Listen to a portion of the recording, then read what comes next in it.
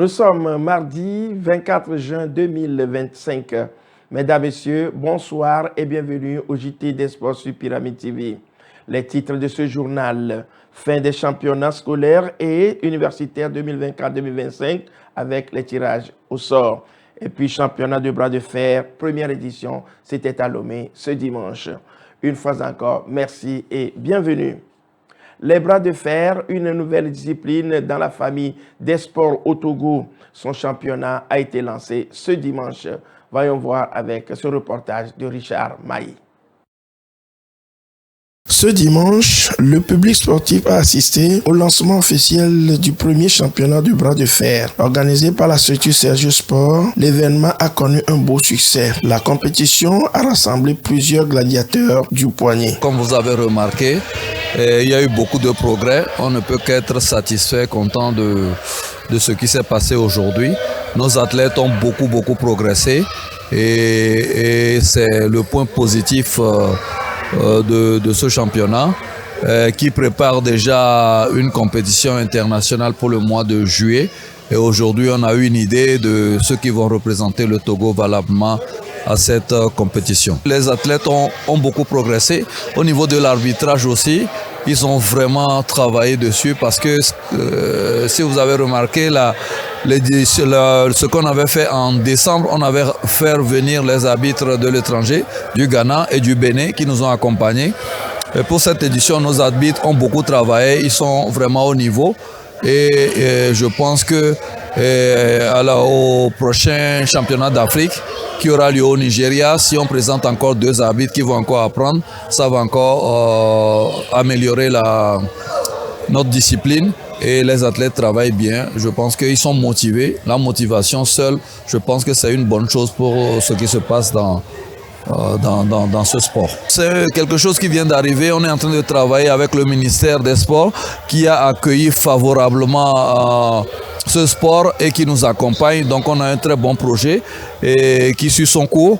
Et je pense que d'ici 2-3 ans, on sera au niveau des autres pays sur le continent comme l'Égypte, le Nigeria et le Ghana. Les épreuves se sont déroulées dans des catégories spécifiques. Les moins de 70 kg, les moins de 80 kg, les moins de 90 kg, les plus de 100 kg, puis le super champion. Elle a permis de dégager des champions dans chaque catégorie afin de trier les meilleurs pour les championnats d'Afrique 2025 qui auront lieu en juillet prochain au Nigeria. Cette compétition est désormais rentrée dans les mœurs. Je suis très content de ce championnat parce que tout est déroulé normalement et tout est fini en toute beauté. Et je vois qu'il y a l'évolution au niveau de ce championnat. Et compte tenu de les apports, les appuis, le financement de Madame le ministre avec eux, demain on aura une bonne équipe de bras de fer au Togo et nous souhaitons que cette association de bras de fer puisse gagner le championnat d'Afrique et le championnat du monde, pourquoi pas. La compétition a permis au public de se familiariser avec cette discipline méconnue sur la scène sportive togolaise. Que dire du bras de fer? C'est une discipline basée sur la force, la technique et l'intelligence. Voyons voir avec cet élément de la rédaction. Le bras de fer, aussi appelé tir au poignet ou arm wrestling en anglais, est à la fois un jeu de sport de force dans lequel deux personnes s'affrontent en essayant de forcer le bras de l'autre à toucher une surface prédéfinie, généralement une table. C'est cette démonstration à laquelle les duellistes de la table ont fait monstre devant le public. Les combats ont dégagé à terme des champions dans chaque catégorie. Chez les femmes, Akpo Asseline, et chez les hommes, Agbemedina Okoku, des moins de 70 kg, Oussou Julien, des moins de 80 kg, Mohamed Ismaël, des moins de 90 kg, puis Mbamba Wassiou, Tanko, pour les plus de 100 kg. Enfin, le titre de super champion est revenu à Oussou Julien, un colosse au bras métallique. Bras de fer, quelque chose qui est bon, c'est bon, et je l'aime ça, et je l'aime bien. Même s'il n'y a pas de force, tu ne peux pas faire le bras de fer. Et les techniques, et résistance, et souffle. J'ai fait beaucoup d'entraînement avant de venir. Si tu ne fais pas l'entraînement là, si tu as venu, tu ne peux pas gagner. Tu vas faire beaucoup d'entraînement avant de venir. 3 jours, je fais mon entraînement dans la semaine. Moi, je fais les sports beaucoup. C'est à cause de ça que j'ai beaucoup de force. C'est technique seulement et puis moi, je gagne. Il n'y a pas beaucoup de secrets. C'est technique. Si tu as la technique là, tu peux faire tout. Le bras de fer, ce ne sont pas que pour les hommes. Une bonne place était réservée à un combat féminin. Je suis content. Pour arriver à cet instant, le début n'était pas facile. Il y avait tellement beaucoup de difficultés. Mais avec le temps, avec l'espoir et des trucs, j'ai amélioré au moins mon effort et j'ai donné le fruit de moi-même aujourd'hui. C'est grâce à la technique, la force, la persévérance et les consignes du coach.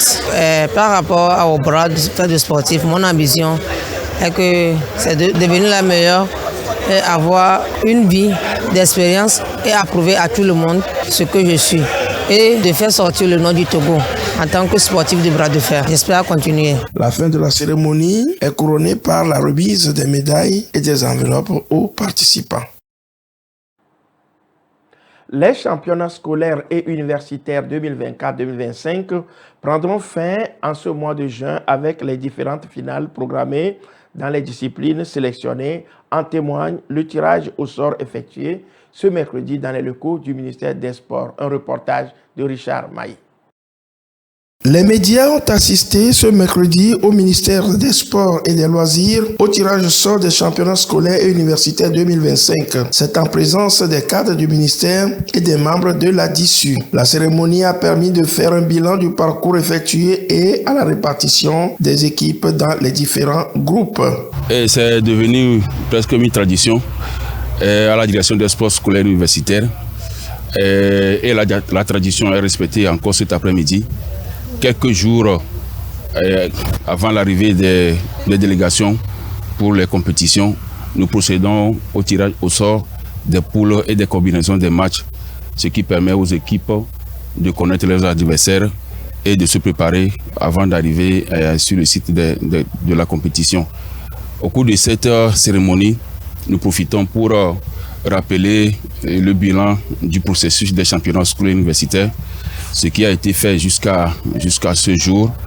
Donc, depuis la phase des préparatoires, suivie de la phase de lancement officiel qui s'était fait le 20 décembre à Mango, ont suivi les compétitions, l'étape des compétitions qui a commencé avec la phase préfectorale, qui a démarré avec le premier match d'ouverture le 7 février à Lomé, de même que dans la région de la Maritime et aussi dans la région des Savanes. Donc après cette phase a suivi la phase régionale scolaire qui s'est déroulée en 2 étapes. La première étape du 2 au 3 qui a concerné les régions de la Kara, la région de la Centrale, la région de la Maritime et la région de Lomé-Golfe. Et deuxième étape du 9 au 10, les régions des Savanes et celles des plateaux. Mais pour cette fois-ci, les finales nationales scolaires de cette édition vont se dérouler en 3 étapes. La première étape du 23 au 25 sont concernés les athlètes, les para-athlètes et les karatés. Du 25 au 27 sont concernés ceux-là qui pratiquent les sports de main, à savoir le handball, le volley et le basket. Et pour la dernière phase, du 27 au 29, sont concernés le sport le plus populaire, le football. Placé sous le thème « Un environnement sain pour la pratique sportive », plusieurs disciplines meubleront le déroulement de l'événement. L'athlétisme, le para-athlétisme, le karaté, le volleyball, le basketball, le handball puis le football. Les championnats scolaires et universitaires 2025 commenceront à partir du 23 juin prochain. L'ancien international togolais Bassadjeri Sabirou, gardien de but des Éperviers et de Bikenti, est mort. Sa disparition a créé de l'émoi dans la famille du football togolais. Suivez plutôt.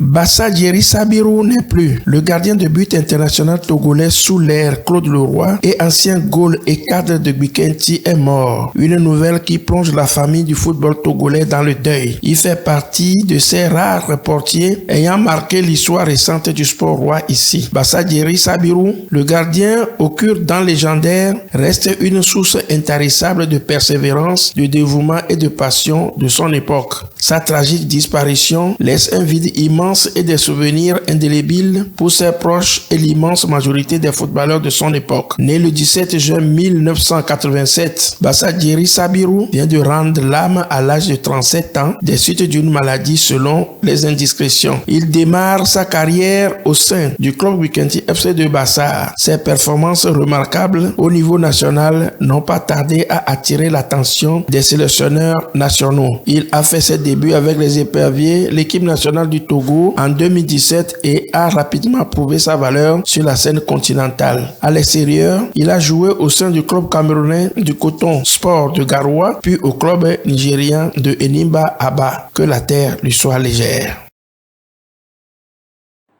De l'escrime avec les championnats d'Afrique de la discipline au Nigeria. La compétition est annoncée pour bientôt, mais est-ce que le Togo va y participer? Élément de réponse. Le championnat d'Afrique des nations seniors d'escrime se tiendra du 25 au 29 juin 2025 à Lagos au Nigeria. Cet événement continental majeur rassemblera plusieurs pays africains autour de la discipline, mais la participation du Togo reste incertaine. En effet, les escrimeurs togolais pourraient manquer cette compétition pour faute de moyens financiers. La Fédération togolaise d'escrime, confrontée à un manque de soutien logistique et budgétaire, peine à mobiliser les ressources nécessaires pour assurer le déplacement et la participation de ses représentants. À cette difficulté financière s'ajoute un autre obstacle. Certains athlètes clés de la sélection nationale sont actuellement en pleine section de baccalauréat, un examen crucial pour leur avenir académique. Cette situation complique davantage la préparation et la mobilisation de l'équipe nationale à quelques jours du coup d'envoi de la compétition. La probable absence du Togo à Lagos serait un coup dur pour le développement de l'escrime dans le pays qui multiplie pourtant les efforts pour se faire une place sur la scène africaine. En attendant une éventuelle solution de dernière minute, l'inquiétude demeure au sein de la famille de l'escrime togolaise. C'est pour la deuxième fois que Raimo monte sur la plus haute marque du podium. Je le disais entre-temps. Voyons voir avec ce club créé en 2012 par un international burkinabé.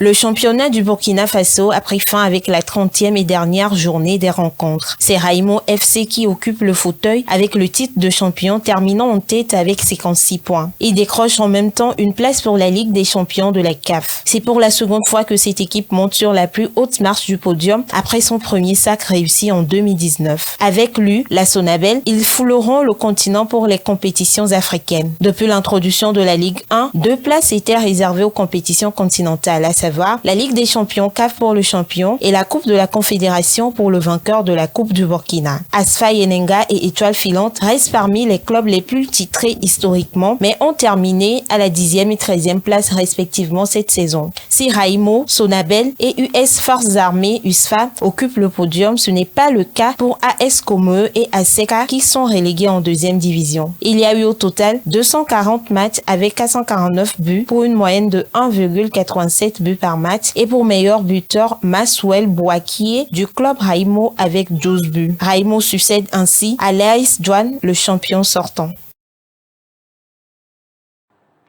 Les attentes du Syli national de Guinée dans le litige qui l'oppose à la Tanzanie pour les éliminatoires de la CAN 2025 sont déçues. En effet, la commission de discipline de la CAF a débouté la Guinée sur sa plainte. La FEGIFOOT se tourne désormais vers le TAS, le tribunal arbitral des sports. Suivez plutôt.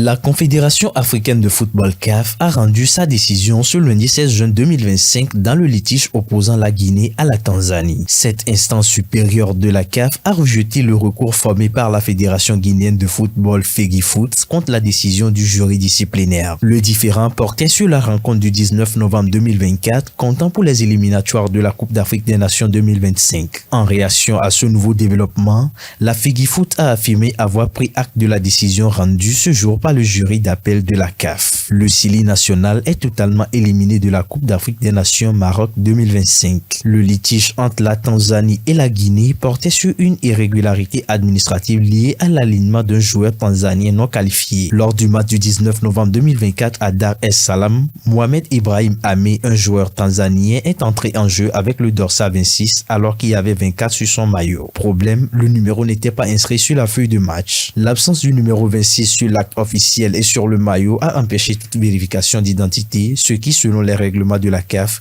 constitue une grave violation des règles d'équipement et d'authentification des joueurs, ce qui entraîne, selon l'article 42.12 du règlement, une perte de match par pénalité, 3-0, et une sanction administrative selon l'article 47, justifiant même la suspension. En réponse, la Tanzanie a fait valoir que toutes les procédures de contrôle, c'est-à-dire contrôle d'identité des joueurs, commissaire CAF, étaient respectées et que le joueur était éligible. La CAF a reconnu la recevabilité de la réclamation, mais l'a considérée comme mal fondée sur le fond, rejetant la demande guinéenne en décembre 2024. C'est avec cet élément que nous mettons fin au journal de ce jour dans l'espoir de vous retrouver le mardi prochain. Restez accompagnés de nos programmes.